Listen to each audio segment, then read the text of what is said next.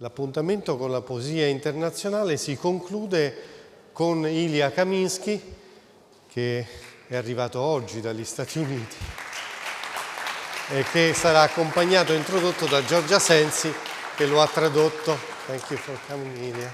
Thank you. Prego, a voi. Buonasera a tutti, siamo di nuovo qui. Benvenuto a Ilya Kaminsky.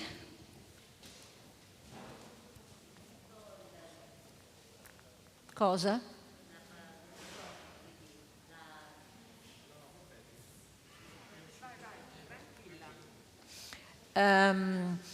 Che ha viaggiato tutta notte per essere qui oggi, quindi benvenuto, welcome to Ilya. Please, applause.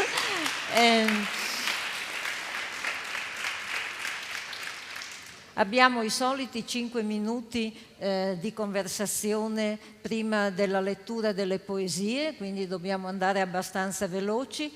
Prima vi volevo descrivere brevemente, prima di fare parlare Ilya, di Repubblica Sorda.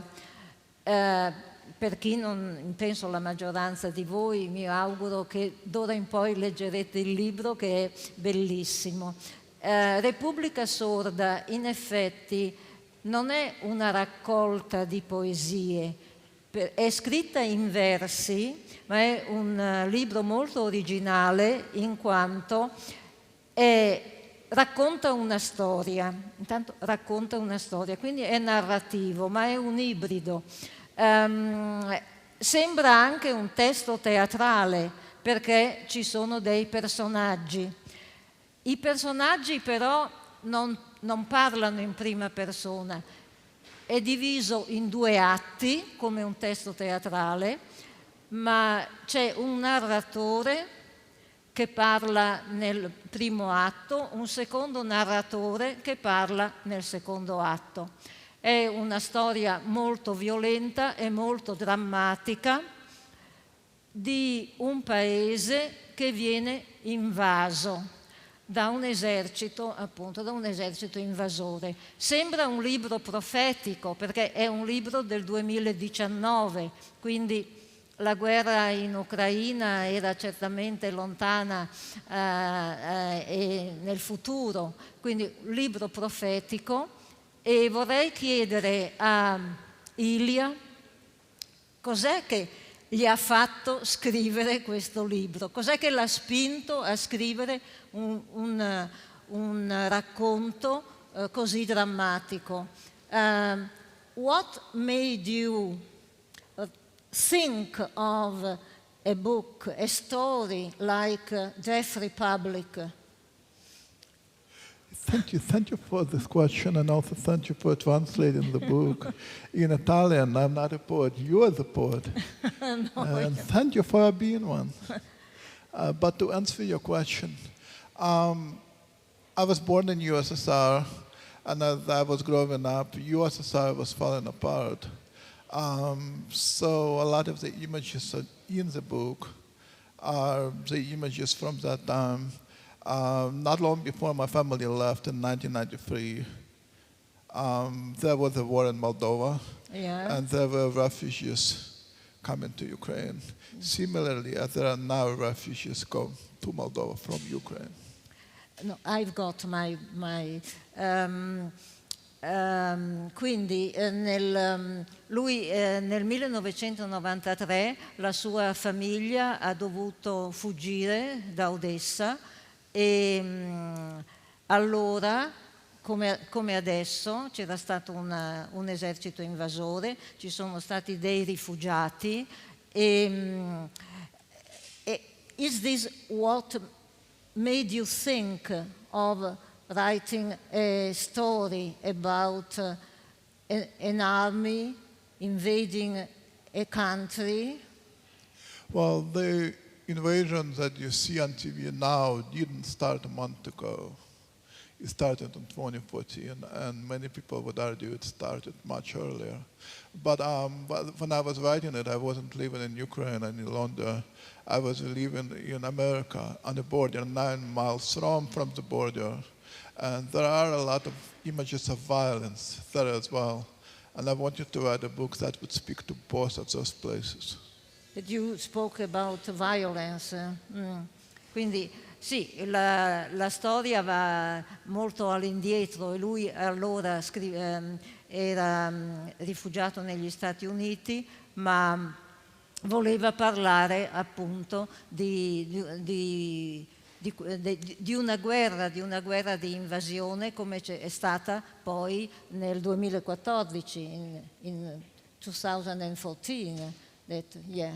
And you had published before Deaf Republic, you had published a book, a collection of poems called Dancing in Odessa, about your living in Odessa, about your family moving to the United States. Can you say something to us about Dancing in Odessa, your first collection? Yeah, that was the first book that I wrote. I wrote it in English, but looking back, I realized that before I came to the US, I was a child who didn't have hearing aids, a deaf child who didn't have hearing aids. So my language was lip reading. And the language in that book, Dancing in Odessa, was mostly images. The images of that world. From Dancing in Odessa, full of images of that world. Quindi un libro veramente ricco di immagini del mondo che lui ha lasciato. Also about some of the poets you admired most, like Mandelstam, Trotsky. Yeah, I was trying to build a bridge as any child would to the lost world. Quindi ha voluto creare un ponte tra il mondo che lui ha lasciato e il mondo che lui ha trovato negli Stati Uniti. Io credo che adesso, I think it's time for you to read, because we've got the time that is running very quickly. Would you like to read just sitting down here, or would you like to... It doesn't matter, probably stand Yeah? up, but again, thank you for your translations. Beautiful work, thank you. Thank you very much. Thank you all for being here. Quindi ci leggerà una selezione The di first poem is called poesie We Live da Happily Deaf During the War. Republic. We lived happily during the war, and when they bombed other people's houses, we protested, but not enough. We opposed them, but not enough. I was in my bed, around my bed America was falling. Invisible house by invisible house by invisible house, I took a chair outside and watched the sun. In the 6th month of a disastrous reign, in a house of money, in a street of money, in a city of money, in a country of money, our great country of money. We, forgive us, live it happily during the war.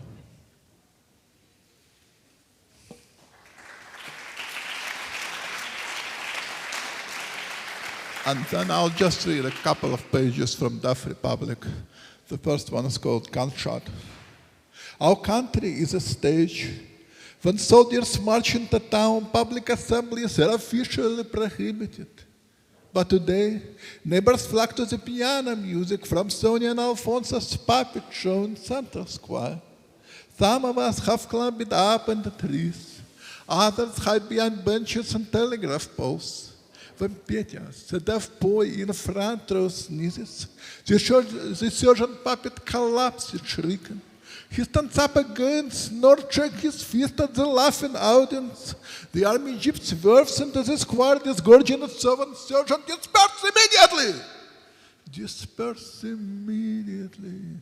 The puppet mimics in a wooden falsetto. Everyone freezes except Petya, who keeps giggling. Someone claps a hand over his mouth. The sergeant turns towards the boy, raising his finger. You! The puppet raises a finger. Sonia watches her puppet. The puppet watches the sergeant. The sergeant watches Sonia and Alfonso. But the rest of us watch Petya lean back, gather all the speed in his throat, and launch it at the sergeant. The sound we do not hear leaves the gas of the water. As soldiers march, Alfonso covers the boy's face with a newspaper. 14 people, most of us strangers, watch Sonia kneel by Petya shot in the middle of the street. She picks up his spectacles shining like the coins, balances them on his nose. Observe this moment, how it convulses. Snow falls, and the dogs run into the streets like medics. 14 of us watch. Sonia kisses his forehead, her charcoal torn in the sky. It shimmers the park benches, porch lights we see. In Sonia's open mouth, the nakedness of the whole nation. She stretches out beside the little snowman napping in the middle of the street. As picking up its belly, the country runs. Darkness and insurgency begins. Our country woke up next morning and refused to hear soldiers. In the name of Petya, we refuse. At 6 a.m., when soldiers compliment the girls in the alleyway, the girls slide by pointing to their ears. At 8, the bakery door is shut and soldiers have on a face, so he is the best customer. At 10, Mama Gala shouts, no one hears you, on the gates of the soldiers' barracks. By 11 a.m., arrests begin. Our hearing does not weaken, but something silent in us strengthens. After curfew, families of the arrested have homemade puppets out of their windows, the streets empty, but for the squeaks of strings and the tap-tap against the buildings of wooden fists and feet. In the ears of the town, snow falls. That map of bone and opened valves. I watched the sergeant aim that a boy take iron and fire in his mouth. His face on the asphalt, that map of bone and opened valves. It is the air. Something in the air wants us too much. The earth is still. The tower guards eat cucumber sandwiches. This first day, soldiers examine the ears of bartenders, accountants, soldiers, the wicked in silence dust to soldiers.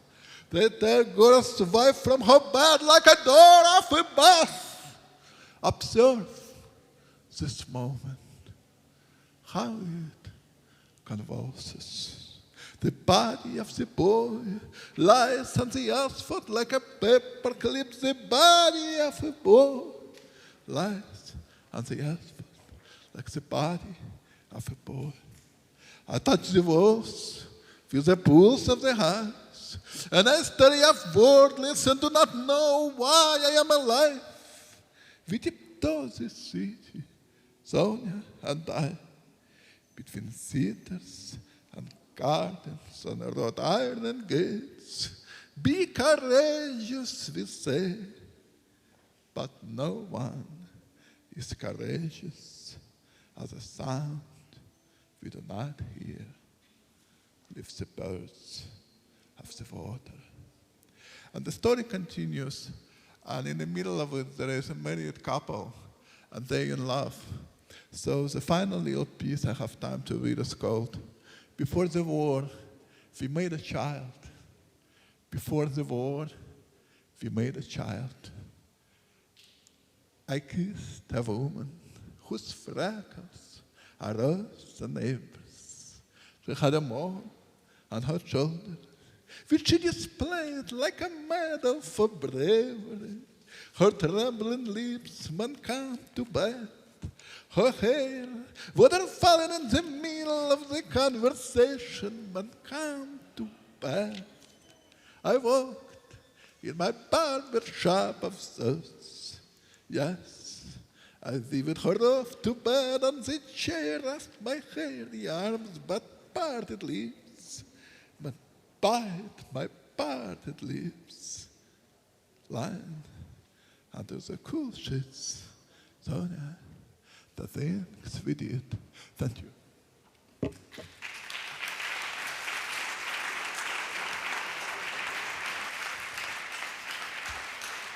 Finished. Grazie. Grazie a Ilya.